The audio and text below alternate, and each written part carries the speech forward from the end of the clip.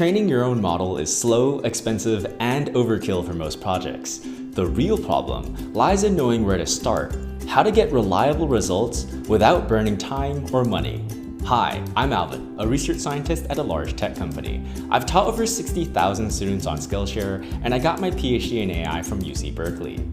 In this class, I'll give you a simple, repeatable playbook for building a custom ChatGPT for your use case. We'll do this in 3 steps. Step number 1, scope your project. Pin down how to use AI most effectively for your use case.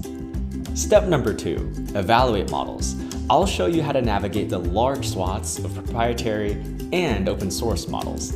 Step number 3, refine quality. Ensure that the model returns exactly what you need every single time. By the end of this course, you'll have a 3-step process to use for any AI-based idea.